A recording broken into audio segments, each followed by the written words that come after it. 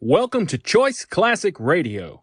Like us on Facebook, subscribe to us on YouTube, and help keep this show alive by donating at choiceclassicradio.com.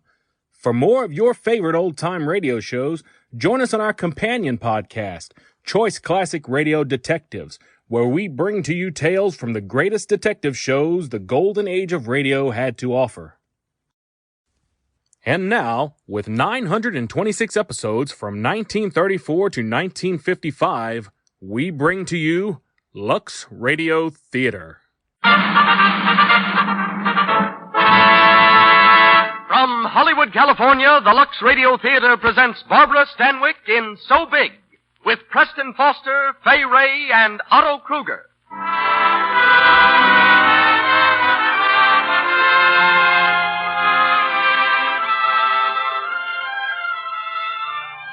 Lux presents Hollywood. Tonight we journey through a lifetime, the life of a brave and simple woman, her loves, her struggles, her ultimate victory, told under the title, So Big. You'll hear Barbara Stanwyck, Preston Foster, Fay Ray, and Otto Kruger. Our special guest is Mrs. Sarah Delano Roosevelt, the mother of our president. The music of the Lux Radio Theater is conducted by Louis Silvers. But first, just a word about the splendid product behind this theater. Our lovely screen stars have found that their complexion soap, Lux Toilet Soap, makes a wonderful beauty bath, too. Just a few minutes in a warm tub and a generous lathering with Lux Toilet Soap leaves you refreshed and sure of daintiness. Fragrant white Lux Toilet Soap has active lather, you know, that removes thoroughly every trace of dust, dirt, and perspiration. Try it for your daily beauty bath. You'll love the delicate, clinging fragrance it leaves on the skin. And now, the producer of the Lux Radio Theater. Ladies and gentlemen, Mr. Cecil B. DeMille.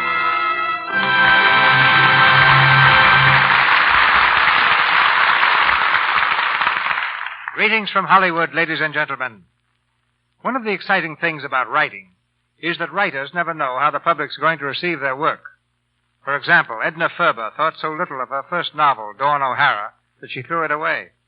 It was published only after her mother dug it out of a wastebasket.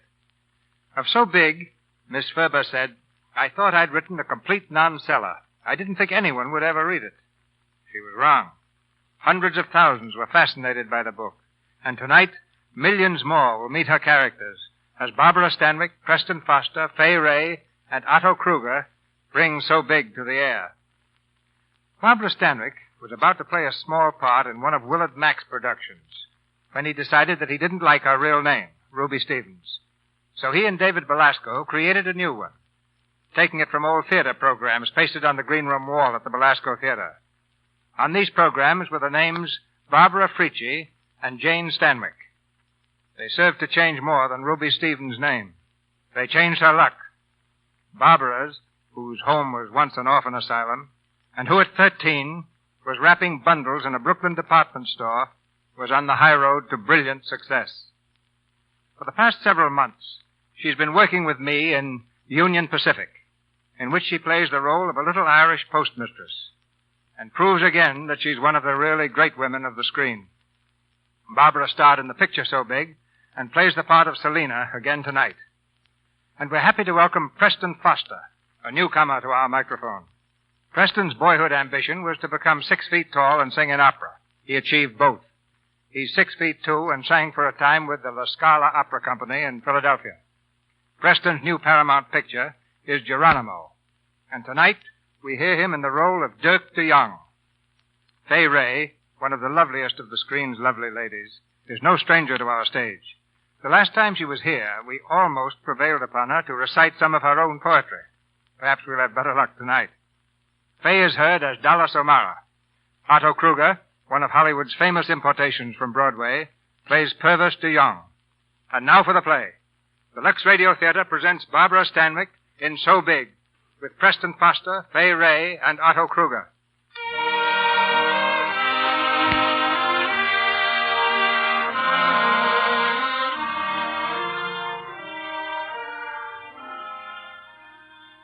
It is Chicago, 1908. Here in the sprawling, rapidly growing city, Simeon Peake has brought up his motherless daughter, Selina. but Simeon has been shot in a gambling house brawl. Alone in the world, Selena occupies a dreary room in a cheap boarding house, bravely trying to face the blank future, when a schoolgirl friend, Julie Hempel, her only friend, comes at last to see her. Selena, I'm so terribly sorry about your father.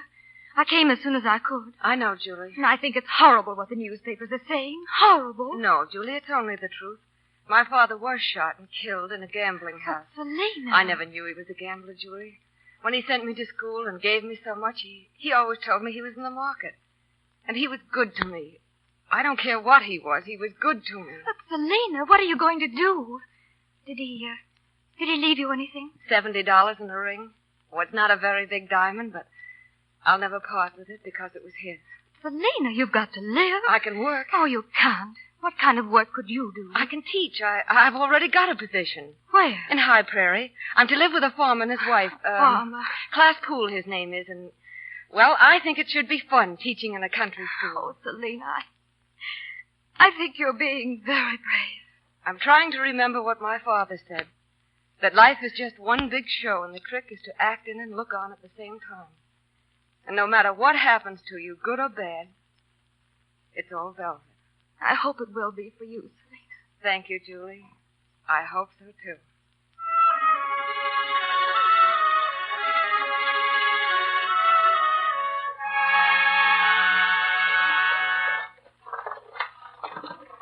Most there now. You can see the house up ahead there. Oh, Mr. Poole, how beautiful it is here. Beautiful? What is beautiful? This, the fields, the cabbages. Cabbages is beautiful? Cabbages? Cabbage? But they are beautiful. They're like jade and burgundy. Cabbages. I believe you said you had 3 children, Mr. Poole. Will they all be my pupils?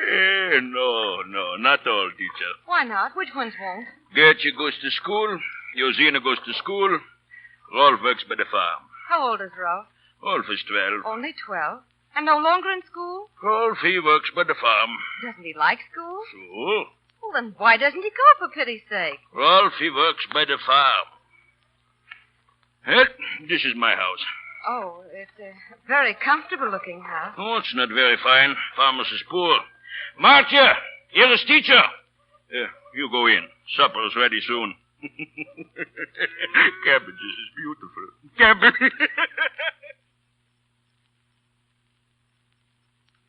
Like it here with us, teacher? Oh, yes. Thank you, Mrs. Poole. Sure. Gertie and Josina, they make good pupils for you. More to eat, class? No, too tired. The west field tomorrow. Well, time to bed down the horses. But, teacher, you still think cabbages is beautiful?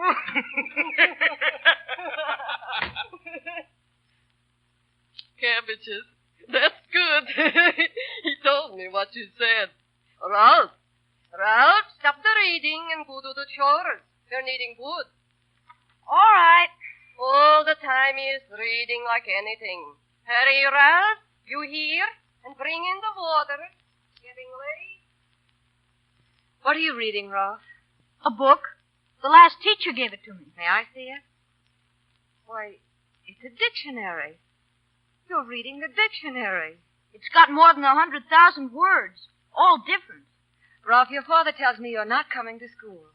Yeah, Pa needs me by the field. Oh, I suppose so, but it's too bad. Are you going to be a farmer too, Rolf? Well, Pa wants me to be, but I don't like farms. What do you like to do? I like to make pictures. Pictures? Yes, draw things. Oh, how nice. Could I see one of your pictures sometime, Rolf? I don't show them to anybody, because they might laugh. I wouldn't. I love pictures.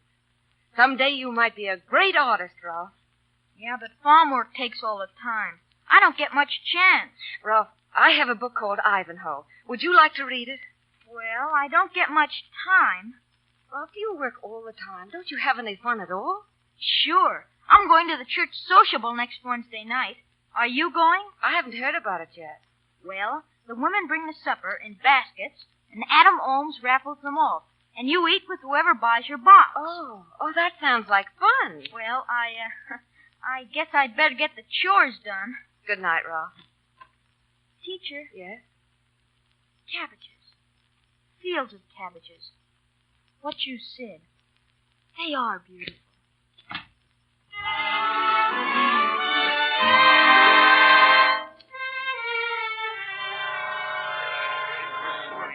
What am I feet? What am I feet? Remember, the lucky gent gets the fair owner of this basket as his supper partner. Goodness, I had no idea there'd be so many people, Ralph. Better give your supper box to Adam Holmes. All the others are up there on his table. Oh, and look at the size of them. Baskets full. And mine's just a shoebox. Oh, Ralph. Oh, don't you care? It looks pretty the way you fixed it. Oh, excuse me, please. Oh, I'm sorry. That's all right. Ralph, who was that? Well, his name is Purvis Dion. Oh, I saw him in church the other day. Is he a farmer, too? Oh, everybody's farmers here. I guess he'll buy the widow Parlenberg's lunch basket. She makes eyes at him all the time. She's stuck on him. What about Purvis DeYoung? Is he stuck on her, too? Well, I don't know. But all the girls make eyes at him because they say he's good-looking. I bet you make eyes at him, too. Oh, Ralph, don't be silly. Well, I better take my lunchbox up if I can ever get through this crowd. Excuse me, please. Couldn't I get through? Oh, would you please let me through? Here, what the... Oh, I'm sorry, but I want to get my lunchbox up there. That? Is that a lunchbox? Yes, for the raffle. I'm the school teacher, Selena Peake. Yeah, I saw you in church Sunday. I'm Purvis DeYoung. Oh, did you see me? I didn't think you... Wait here. I take your lunchbox up. Look what we have here, folks. The Vito Parlenberg's basket. Well, what am I bid? What? Speak up, young man of High Prairie. What am I bid? 75 cents. Johannes, on full bid 75 cents. Who'll make it? I put your box on the table. Thank you. Did I hear you bid Jet Purvis DeYoung? No, and he ain't going to. You're not going to bid. Why, I thought you... 80 cents.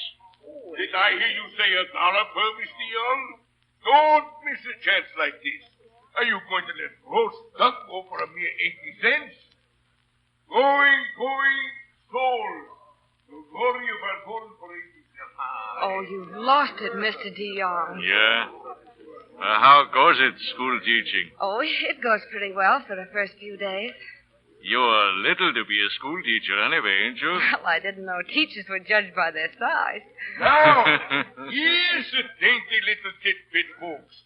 If the Vito's basket was too much for you, maybe this box will do. Oh, dear, it's mine. If you like little ribbons and you ain't feeling especially hungry, it may be all right. But the lady herself goes with it, gents.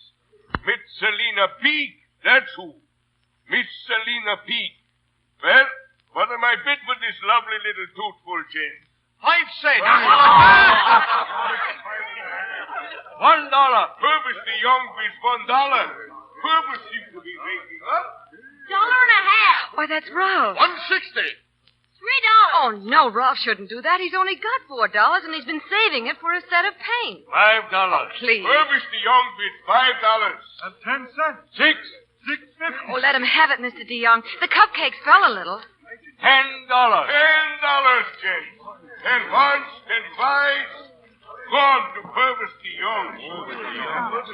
Come on, teacher. Let's get out of here.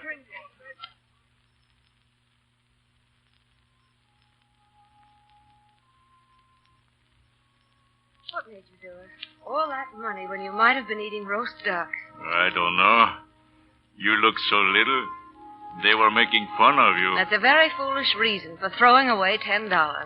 So, you're a school teacher, huh? I thought we went all over that. I can't hardly write at all. Only to sign my name in like that. Oh. Can you read? Oh, only to spell out words. I don't get time for reading. But figuring, I wish I knew. Arithmetic, I can figure some, but... Oh, those fellas in the market are too sharp for me. They do numbers in their head like that so quick. Would you like me to teach you? Huh? How do you mean, teach me? Evenings. Well, what would you take for pay? Pay? I don't want any pay. Oh, I tell you what. My farm is near the school. I could start for you the fire mornings this winter, thaw the pump and bring in water, and I could come maybe 3 times a week evenings to Pool's place. 3 evenings a week? Oh, I'd love to do it. I'd love to. All right, teacher. Thanks.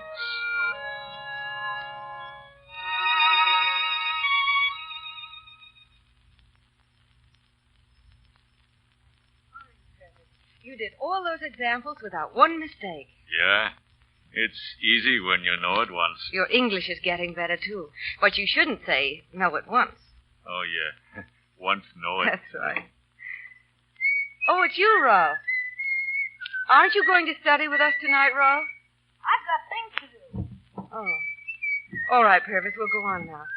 Now, let's see. The square root of 576. The remainder must contain twice the product of the 10 by the unit. Oh, Rolf, please! Oh. I don't know what's the matter with Rolf. It seems that every time we're having a lesson, he... I know. I think maybe he doesn't like it that I come here to study. Oh, that's silly. Why shouldn't he like it? I don't know. Maybe, he won't be mad much longer. 2 more weeks is the last lesson. 2 weeks? Let's get on, shall we? I'll be sorry. Will you be? Well, yes, I suppose so. I've liked the lessons here. In my house, always it's so quiet. Too quiet.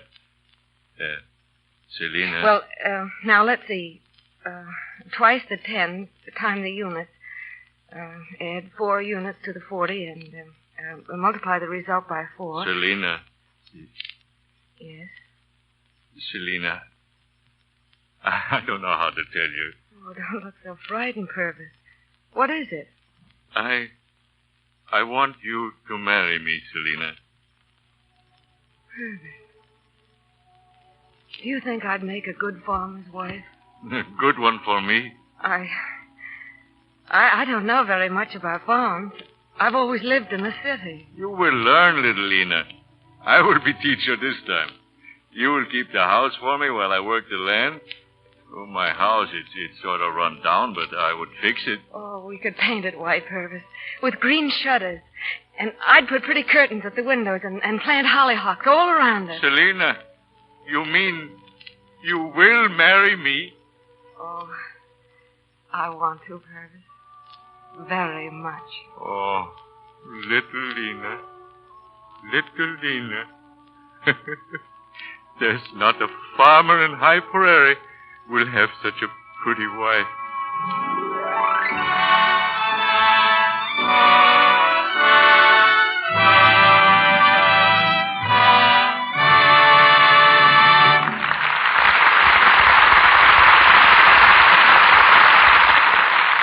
Barbara Stanwyck, Preston Foster, Fay Ray, and Otto Kruger have completed the first act of So Big.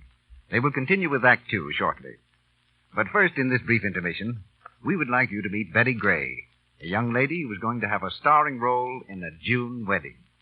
Right now, Betty is talking to her future sister-in-law, Marion. Honestly, Marion, I'm so happy I could burst. And so much in love with Tom. Tom says the same thing about you every 5 minutes. I ought to be used to it.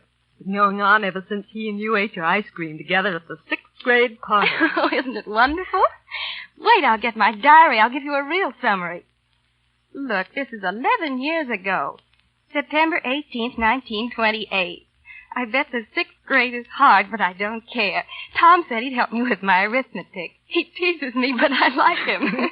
You had one setback, Betty, in high school. Remember Nancy Allen? Ooh, do I? She's writing this diary. Here, listen. May 15th, 1935. I hate Tom. He hangs around that Nancy Allen all the time. I wish I had curly hair like hers. Oh, and Marion, the next day I wrote, I feel better today because I talked to Tom's lovely big sister, Marion. Why, you little flatterer. And she says, with your nice complexion, you don't have to worry about not having curly hair. Oh, dear diary, I certainly hope she's right. I certainly was right. You had beautiful skin then, and you still have it. Congratulations, Betty, on your engagement and June wedding. And congratulations on your lovely complexion. A really beautiful complexion is a priceless possession that every girl should cherish. Lux Toilet Soap, the soap 9 out of 10 screen stars use, helps you keep the priceless loveliness of your complexion, the loveliness that means romance. And remember this, it's foolish to rob yourself of complexion beauty by allowing your pores to become choked with dust, dirt, and stale cosmetics. That's when cosmetic skin develops, with its dullness, enlarged pores, and little blemishes. Use rouge and powder all you like, but be sure to remove them thoroughly with Lux Toilet Soap's Active Lather. Use this fine, gentle care before you put on fresh makeup during the day, always before you go to bed at night. Our producer, Mr. DeMille. We continue with the second act of So Big, starring Barbara Stanwyck with Preston Foster, Fay Ray, and Otto Kruger.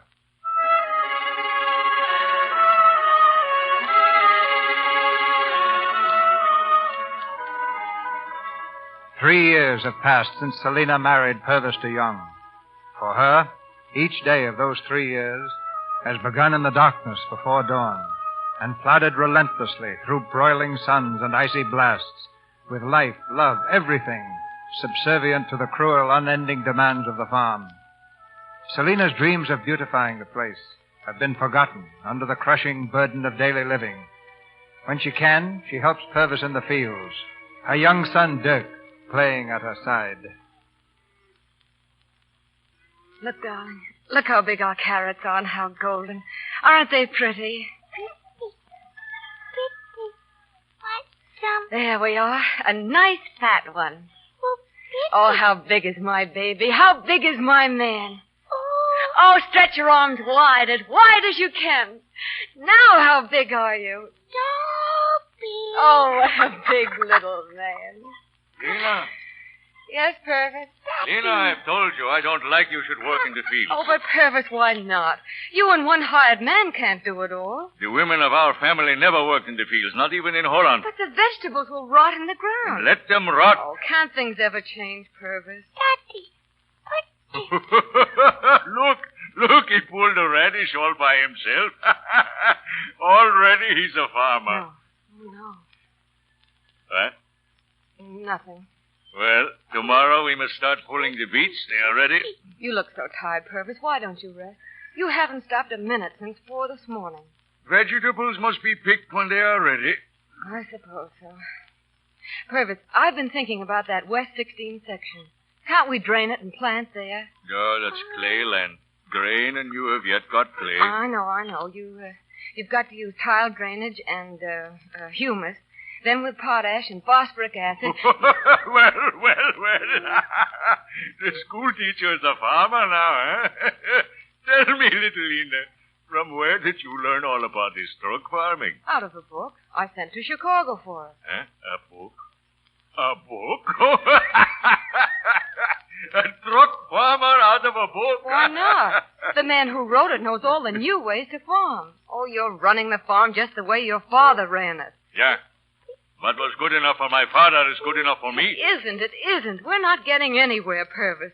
And Dirk is growing up. He's going to need things. He'll be going to school. Oh, there'll be so much. Oh, fine talk. A farmer must take what God sends, Lena. And all your books can't change that. All right. If you won't listen, you won't.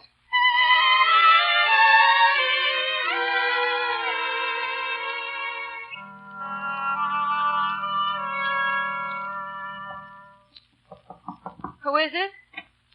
Oh, Ralph. Come in, Ralph. How are you? Oh, all right. Why, you have your best suit on. What is it? I'm going away. Away? Why? I'm going away. There's nothing for me to stay for here. Everything I do, they say it's dumb. They laugh. I know. Where are you going? I don't know. Chicago, maybe. I brought you this picture you always liked. The one I made at the Haymarket. Oh, thank you, Ralph. I'll always keep it. Oh, but Ralph, you'll need some money. I have a little saved. Let me get it for you. You must write to me, Ralph, and let me know how you're doing. You know, I want to hear it. Oh, and you must work so hard at your drawings. You have a great talent. Here, Ralph, it isn't very much, but... Ralph, where are you? Ralph! Oh, he's gone. He's free.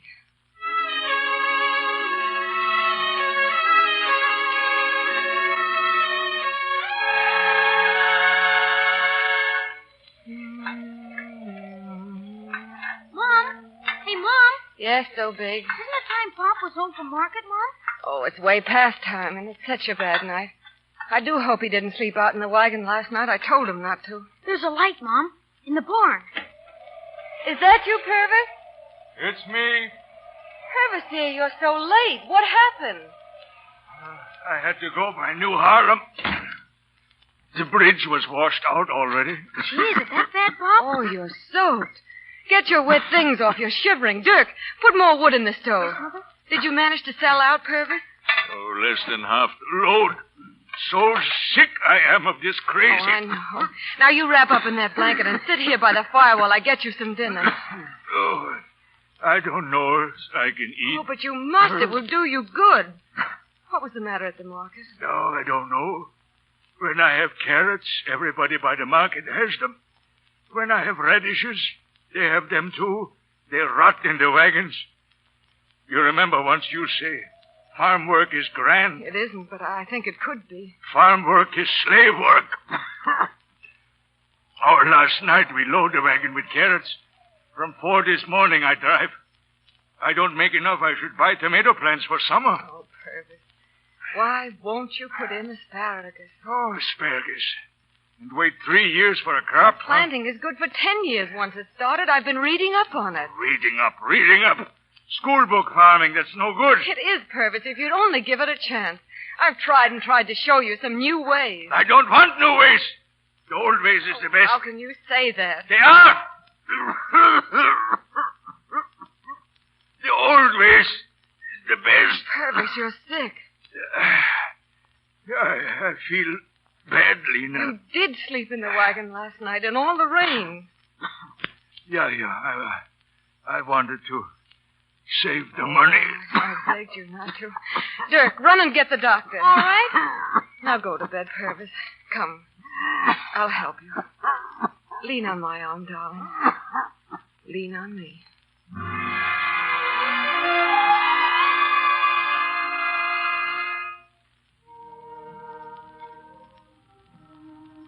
Try to get some rest, Mrs. DeYoung. I'm all right, Doctor. Really, I am. It's been hard on you. I still can't believe it. Pneumonia comes fast, and it needs a strong heart. And he was so tired. He worked so hard. Oh, sometimes I hate the earth. It takes and takes until you have no more strength to give. What do you get for it? What does... Mom? Dirk, come here. What is it, Mom? What's the matter? I just want you by me. We're alone, so big. You're the only man I have. Now.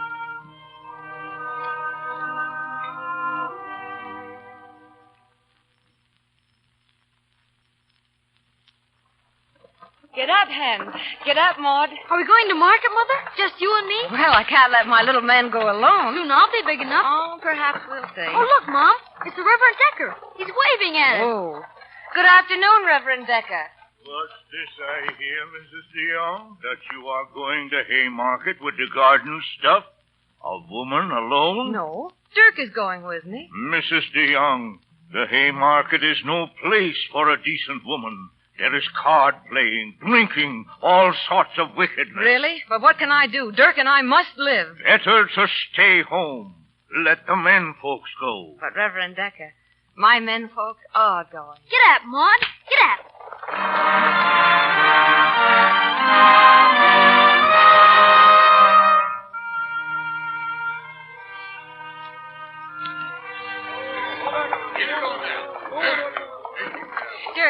Dirk, wake up. This is Haymarket. Look at all the people. Oh, don't want to see Oh, the wake people. up, darling. Wake up.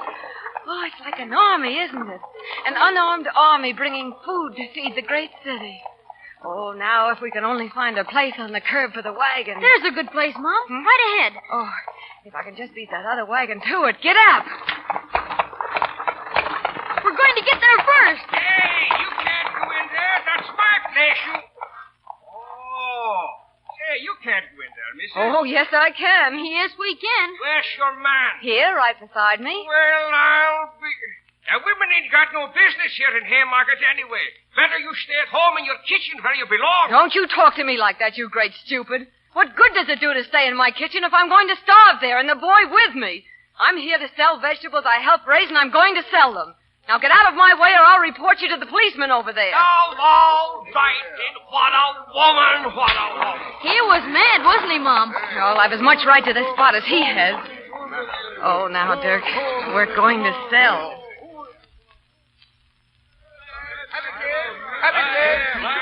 Mom, why don't they buy your vegetables? I don't know, darling. They just stare at me and go on. How are you making out, Mrs. de Jong? Oh, not very good. Well, no place for a woman here. Morning. Oh, they won't buy. Everything will wilt. Come on, Dirk. Where are we going, Mom? We'll go to Prairie Avenue, where the rich people live. Do you remember those big stone houses we saw driving in? Well, maybe somebody there will buy from us.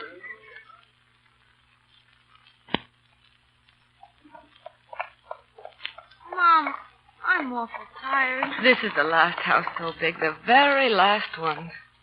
After this, we'll go home. Hand me my basket, darling. Now then, where's your license? License? You heard me. Where's your peddler's license? You got one? Why, no. Well, where do you think you are peddling without a license? You know, I've got a good mind to run you in. Now go on. Get out of here. What's the trouble, officer? Huh? Oh, a woman peddling without a license, Mrs. Arnold. You know, you got to watch him like a hawk. Get along with you now. Come on. Take your hands off me. How dare you touch Why, me? How you- dare you? You take your hands... Wait. Selena. Huh? Selena. Why, Julie. Oh, Julie Henry. Oh, Selena. Oh, my dear. My dear. Oh, there. It's all right, Julie. It's all right. Oh, don't cry. What is there to cry for? Oh, Selena. It's all right.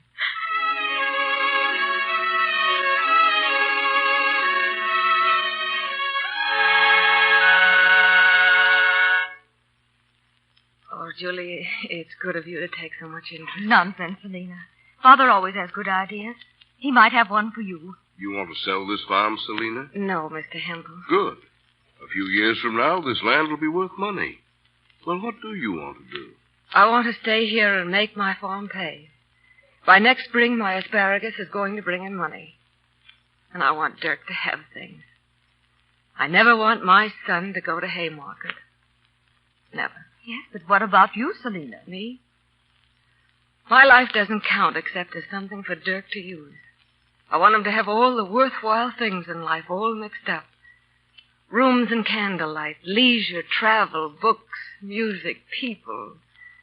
Work that he loves. Work that's worthwhile. That's what I want for Dirk. And the farm can give it to us.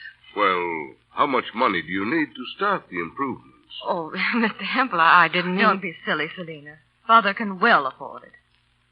Well, I do need it. But I'm borrowing the money, not taking it. I want to give you an IOU, Mr. Hempel. A promise to pay you back. That's business, isn't it? Sure, that's business. Well, that's the only way I'll take it. I hope you won't have to hold it very long, Mr. Hempel. You just forget about it, Selena. You deserve a few things for yourself. I'm doing it for Dirk. Only for Dirk. So he can go to good school, so he can do big things in the world. That's what matters. Giving something that will live after you. Building something, creating. Oh, I want his life to be rich and full.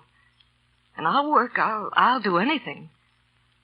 So I can give him all these things myself. And I want to do it all myself. For him.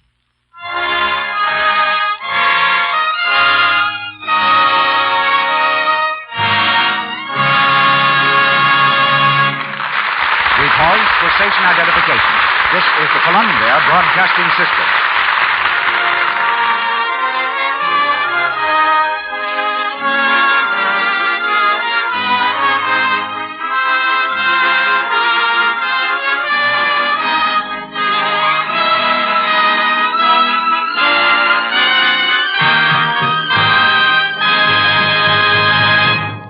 This is the Lux Radio Theater presentation of So Big, starring Barbara Stanwyck with Preston Foster, Fay Ray, and Otto Kruger. In a few moments, the curtain rises on Act 3. Now it's intermission time. Time to hear from the evening's special guest. But just a brief word first about the product bringing you this program. 9 out of 10 screen stars use Lux toilet soap.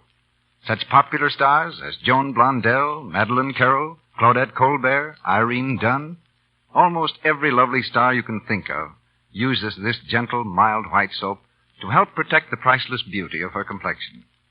Screen stars win the hearts of millions. You want to win, to hold, the heart of one. The same gentle care that screen stars use for their million-dollar complexions will help you keep the smooth, lovely skin that wins romance and holds it. Now, Mr. DeMille. The story of So Big is one of mother love. A mother love so deep and true that no obstacle is too great to overcome in the struggle for her child's existence. There are mothers everywhere, like the Selina of our play. Mothers who, by their silent courage and patient understanding, make life worth living for their sons and daughters.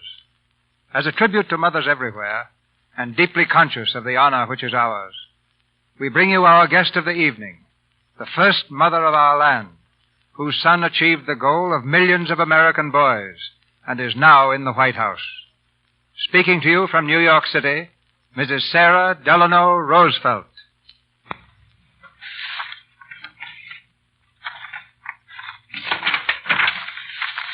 Thank you, Mr. DeMille, very much indeed. It's a pleasure to be here and a privilege for all of us to hear Miss Barbara Stanwyck's lovely portrayal of a fine woman in American literature. As Mr. DeMille has so truly said, Miss Edna Ferber's story is a tribute to the mothers who make life richer and nobler for their sons and daughters by their courage and patient understanding. It is also a tribute to the mothers who make great sacrifices, sacrifices that no mother ever regrets, without losing their own identities, without giving up their own interest in life and living. Selina in this evening's play is, I think, a type of mother, a mother who, if I may use the expression, grows up with her children. Many mothers have given all for their children, and in giving it sometimes sacrificed the very thing that has endeared them most to their families. In all lands, in all times, mothers have lived for their children. Our American mothers have been able to go beyond this ideal. They do not stop living in the full sense of that word when their children enter into life as independent individuals. For from their children they derive inspiration to make their own lives more beautiful and more interesting. Selina gave to her son the ideal of beauty, as many another mother has passed on to her children that which she herself most cherished. But Selina also lived up to that ideal in her own life, so remaining young and vibrant and alive through the years and the tribulations of the years. She taught him to find happiness in the place where happiness must first be sought, in the home. In a world troubled by conflicting theories of life, when sometimes we wonder what course civilization will take, it is good to encounter the common sense and humanity of a woman like Selina. And I like to think that she is a prototype of many mothers, a wise and tolerant guide, one who makes the world better not only by influencing the lives of her children, but also by living her own life fully and joyously. All of us may take new heart and courage from Selina. She is not only the symbol of American mothers, but a wonderful example of mothers in this day and generation. Thank you, Mrs. Roosevelt. Well, we have mothers like you that hope for the world. Back now in Hollywood, Barbara Stanwyck, Preston Foster, Fay Ray, and Otto Kruger bring us Act 3 of So Big.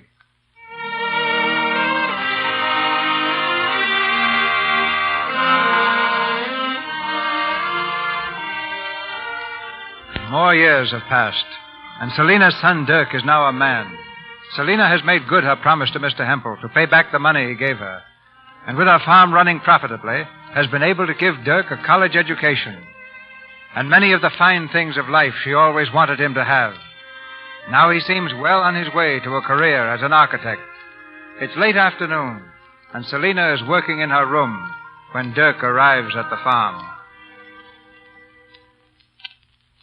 At it again, are you? Going through that old chest? What a sentimental generation yours must have been, Mother. So it was. Your father gave me this arbutus. Pressed flowers. They went out with the tandem bicycle, didn't they? I suppose they did. And here's a picture Rolf Poole did when he was a boy of the Haymarket. And now he's one of the most famous sculptors in Europe. Oh, and here's your college diploma. Slave and sweat 4 years for that. And go into an architect's office at $35 a week. Architecture is the most thrilling thing in the world, Dirk. Is it? I've spent the past week drawing washrooms for a glue factory. Oh, but 10 years from now, who knows? 10 years. I don't want to wait that long for success. What do you mean by success, Dirk? To be rich. Make a lot of money while I'm young enough to enjoy it. Oh, no, Dirk, that's not success. Rolf, the thing Rolf does, that's success. Well, if you have money enough, you can buy the things he makes and have them. That's almost as good, isn't it? Oh, Dirk, you don't understand, do you?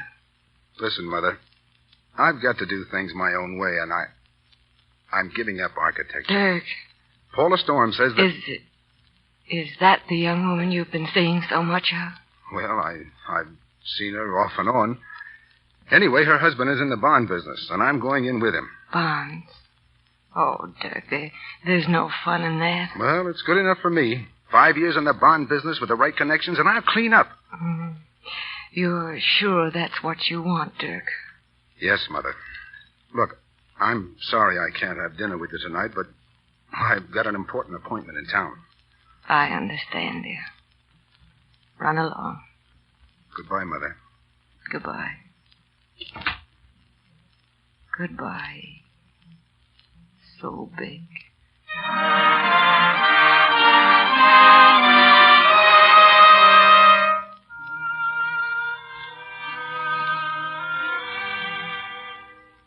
Selina, I'm so glad you came to see me. I got tired of the farm, and when I feel that way, I come to Chicago and just browse around. You look wonderful. I don't know how you do it. Your eyes are as bright as a baby's. It's from seeing so many things, Julie. You know, you've got to have a vulgar curiosity about people and things to get the full flavor of life. That's the trouble with Dirk. He keeps revolving in the same circle of friends over and over and over. He's doing very well, I hear. He's making money. And very popular. Invited everywhere. I suppose so. Don't be unhappy about him, Selina. If that's what he wants... Oh, but it isn't good enough for him, Julie. Yesterday, that society editor in the Tribune called him a playboy. That isn't what I worked in the sun and cold for, pulling vegetables, planting. Selina. Oh, I'm not reproaching him. I didn't mind the work, but I don't want my son to be known as a playboy. Not my son. He ought to be a little more careful. He's seeing too much of Paula Storm. Paula Storm? People are talking. Oh, that's the woman who got him to give up architecture. I asked her the other day if she was going to divorce Storm and marry Dirk. She said, no, she hadn't enough money of her own, and Dirk wasn't making enough. Dirk's salary is thousands, but she's used to millions. Oh, Julie, he's on the wrong road all the way, isn't he? A dead-end street. I can't stop him. He won't listen. I can't do anything. All these years, I've always found a way, and now I can't do anything.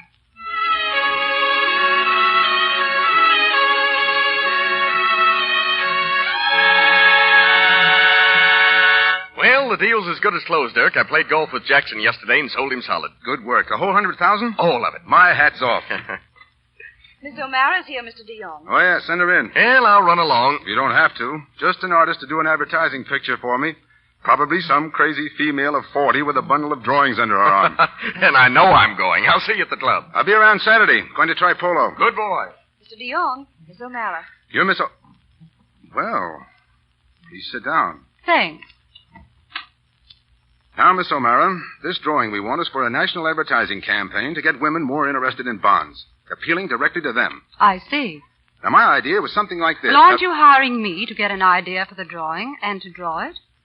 Suppose I think about it for a day or two and work one out. I think you'll like mine better. Oh, I see.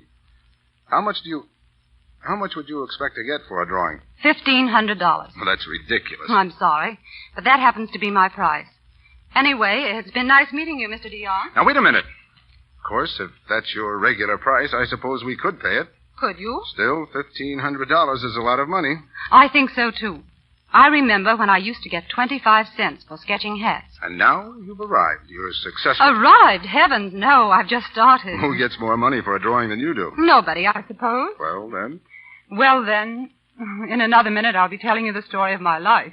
Goodbye, Mr. DeYoung. when you get something definite worked out, may I see it? Sure. Drop around to my studio in about a week. I'll be there. Thank you.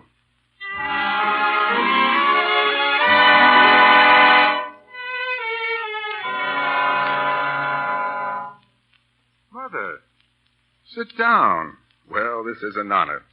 At last you visit my office. I hadn't seen you for so long. I thought I'd see where you work. Well, how do you like it? Oh, it's very fine, isn't it? How are you, Dirk? Well, a bit all in at the moment. The boys at the university club are trying to make a polo player out of me. I know. You ache all over. A nice kind of ache. I used to feel like that when I'd worked in the fields all day. Oh, Mother. Oh, you didn't like my saying that. I'm sorry. I didn't say it to annoy you, dear. I know you didn't. Oh, Dirk, I saw in the paper that Ralph Poole is in America. He's coming to Chicago. Yes, Paula. Mrs. Storm's giving a big reception for him. He's doing all right, I guess. Yes, he is. Dirk, just what is it you sell behind this big mahogany desk of yours? Bonds, Mother. You know that perfectly well. Dirk DeYoung, bond salesman. The way you say it, it sounds like some low criminal pursuit. I make more in a month than I made in a year as an architect. And what are you going to do with all this money, Dirk? Why don't you marry? Well, there's no one I want to marry. No one who's free, you mean? I mean no one. I see. Well, I must go, dear. Goodbye, so big. You haven't called me that in ages. Oh, Dick. Are you ever going back to architecture, to your profession? No, Mother. Then I'm a failure. Oh, that's nonsense, Mother. I'm happy, and after all, it's my life. I know. But, Dirk, you can't desert her like that. Desert whom? Beauty, self-expression, whatever you want to call it. You wait, she'll turn on you someday.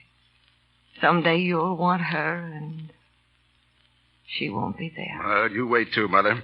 Someday your wayward son will be a real success. Wait till the millions roll in, then we'll see. Yes, Dirk.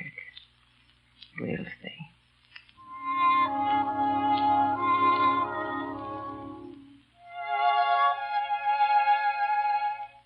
Like it? Oh, it's grand, Alice. Well, now that the picture's finished, I won't have any excuse for hanging around your studio.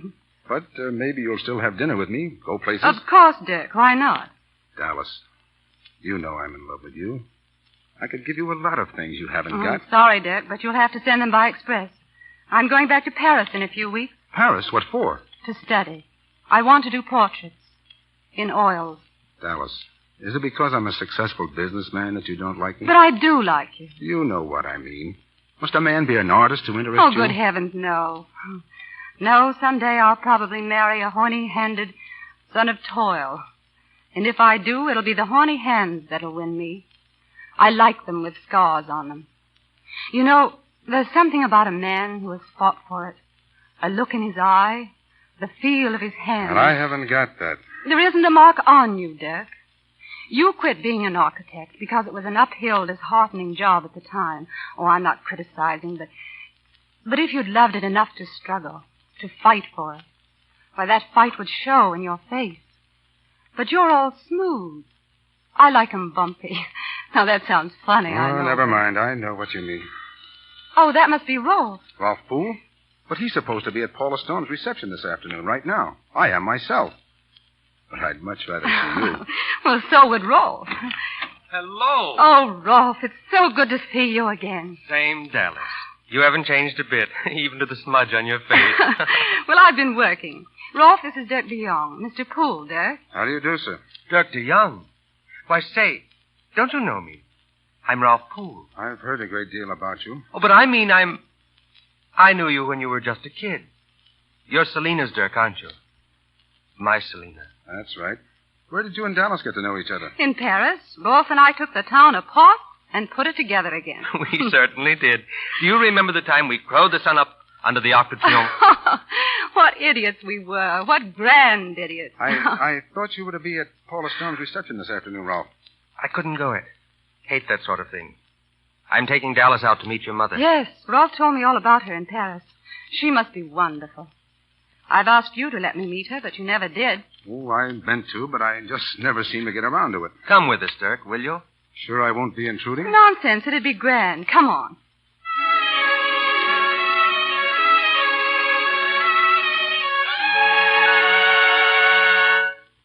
The White House with green shutters. That was always Selina's dream. It smells clean and earthy. Somehow it makes me feel as if I were in a church. Look, here she comes. Just as I've imagined she'd be. Still slim and straight, plodding across the field in that old gray sweater and that battered felt hat. Isn't she magnificent? Mother, I've brought company. Dirk, I'm so glad you came.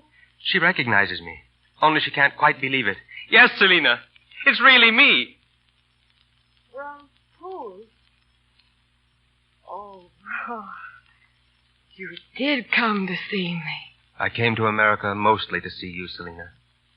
And why wouldn't I? Everything I know about beauty, you taught me. I only helped you find it. But, oh, I'm so proud of you, Ralph. Selina, this is an old friend of mine, Dallas O'Mara.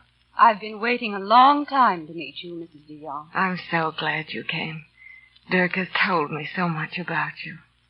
Rolf, let me look at you. The little boy I used to know, a famous sculptor. Oh, you've done all the big men in Europe, haven't you? Well, there are a few left. To think of it.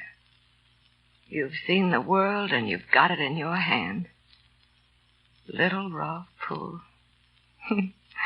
And you did it alone, in spite of everything. What are you smiling at? I just remembered. Cabbages are beautiful. Well, I still think so. Oh, Ralph, I must show you something. Your picture of Haymarket. Do you still have it? Do you want to go too, Dallas? No. Let her have Rolf. Oh, Dirk. She's what I mean when I say I want to do portraits. Character portraits of great people. Like your mother. Like Mother? Yes. Her fine, splendid face all lit up with the light that comes from inside. The jawline, like that of the women who came over in the Mayflower or crossed the continent in a covered wagon. Her eyes. And that battered, gorgeous old hat she wears. And her hands. She's beautiful. Yes. She really is, isn't she? And I see what you mean about me. Do you, Dirk? I suddenly feel very empty. It's not too late. Dallas. Shall we go inside now? I want to say goodbye. I knew somehow that you would reach the high places. What a fine life you've had, too, Selina. A full life, and a rich one. And successful. I? Why, Ralph, I've been here all these years, just where you left me when you were a boy. I think the very dress I'm wearing might be the same I wore then. I've been nothing, done nothing, seen nothing. When I think of all the places I was going to see and all the things I was going to do. You've been everywhere in the world. You've seen all the places of great beauty and light. You remember you told me your father had once said, when you were a little girl, that there were only two kinds of people who really mattered in the world. One kind was wheat, and the other kind was emeralds. You're wheat, Selena. And you're emeralds. Goodbye, Selena. Goodbye, Ralph. I'll see you soon again.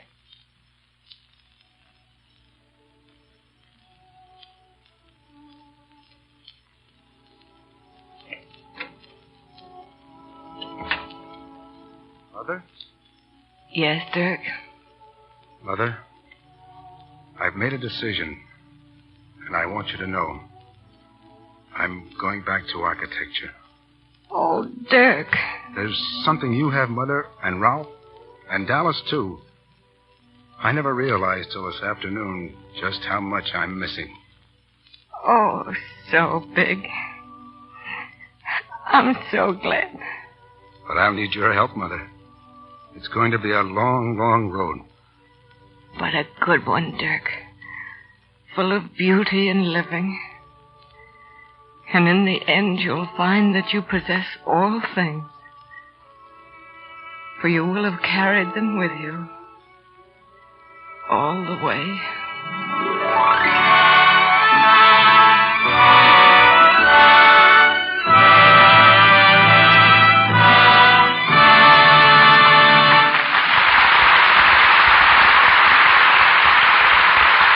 After hearing Edna Faber's story and the performances of our cast tonight, I think another appropriate title for the play might be So Great.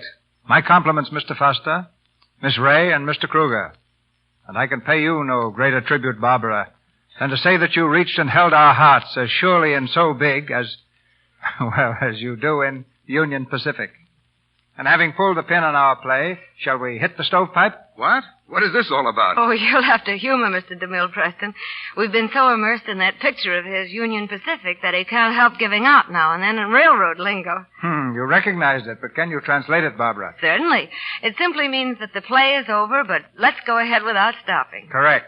Now I suppose I owe you another nickel. Well, now it's my turn to ask questions. What's going on? Oh, let Mr. DeMille explain. You see, Fay, since Barbara's been working for me in Union Pacific, I've spoiled her by giving her one of the new Jefferson nickels every time she plays a scene flawlessly. And it's cost me a fortune. And it's destined to be my downfall.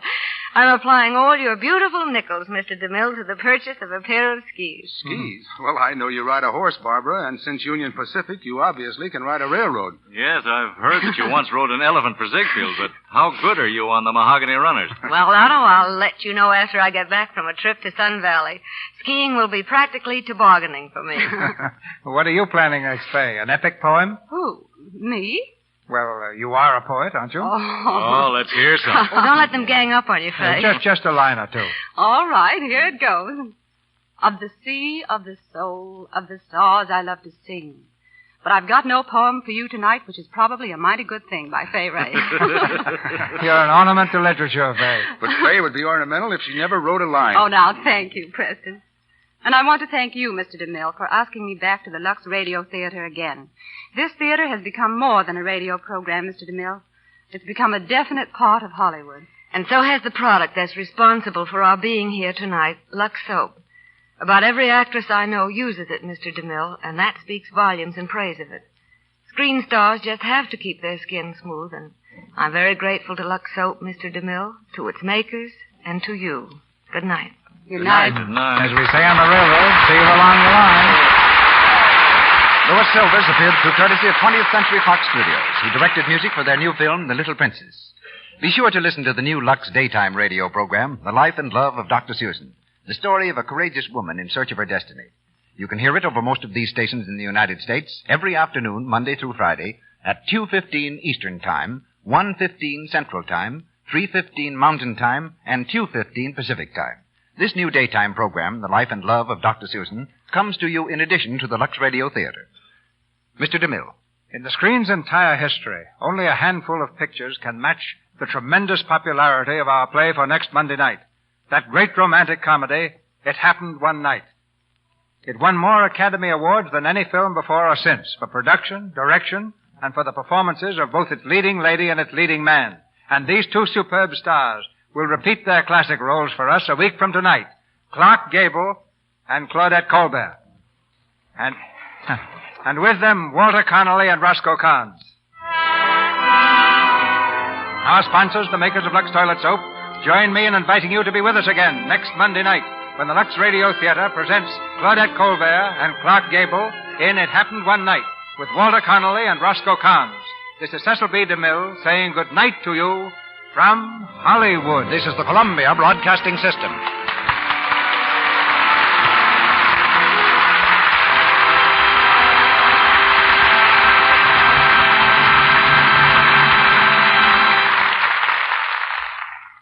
That concludes today's episode. We'd like to thank you and remind you to donate at choiceclassicradio.com. Remember, your donations make episodes like this possible.